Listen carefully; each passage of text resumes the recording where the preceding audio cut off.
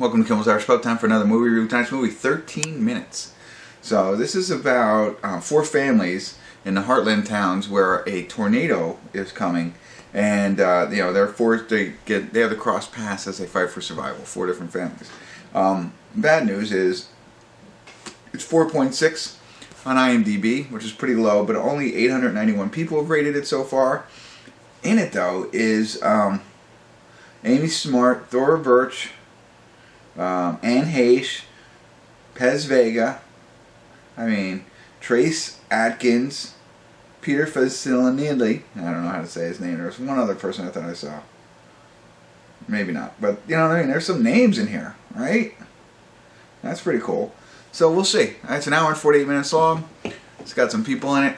Got a low rating, but that's why you have me. I'll watch it, see what it's about, give you a better idea, let you know what I think. Stick around.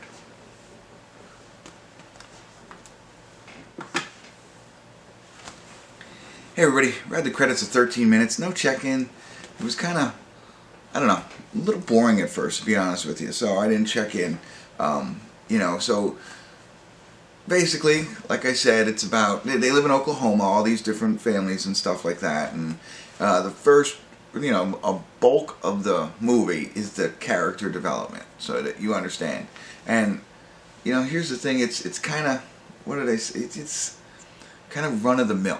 Right? So the characters, you have a gay son of a farmer who's in the closet, who doesn't really want to come out to his parents because, you know how they'll react. And then we have our illegal immigrant and his girlfriend who are trying to buy a house, but they're trying to make ends meet. He's working as a farmhand but doesn't have papers. So there's that side of it. Then there's a girl who's pregnant and an unplanned pregnancy with maybe not the greatest guy in the world. And then there's also a little girl who has hearing issues, so she can't hear, and her mother and father, one's a weatherman, one seems like she works for FEMA. So that's really, I think that covers all of the storylines that you can imagine. So they're all going to play out through what happens when this tornado comes and hits, right? Yeah, tornado. And, so it was a little, I felt it was a little, it dragged on for me, I felt, the character development. But I get it, but it also didn't hook me. I wasn't like, ooh, besides the little girl, everything else was just like, I don't know, it didn't grab me in, to be honest with you. But then, when the tornado hits, and they do all this preparation, whatever, once that hits and you see what everybody goes through, that was like unbelievable.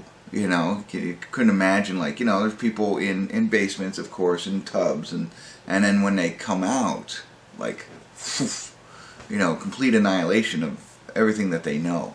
And just to see that, and of course, there's people who are still trapped, or things going on after that, as you can imagine. So the stories continue to unwind, but after it's the day of the tornado, so it's nothing after that.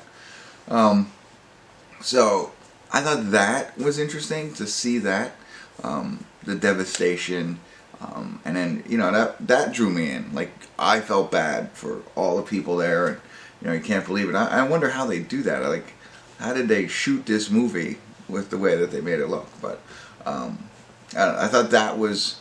It's still sad. That's the other piece of it. Like, this is not a feel-good movie.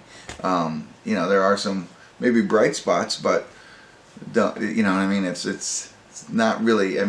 Anytime a whole town gets devastated, it's not a happy ending. No matter who survives and who doesn't. So there you go.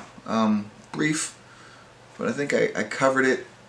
I would not, if you're not in the mood for a sad, and you're not gonna cry, but like, you're not gonna, want to party after it. I don't think, So that's what I got for you. I don't know if I was helpful at all, but the whole first part was all those characters' development, so you could actually skip through it and then watch it from halfway through, because that's really all they set up.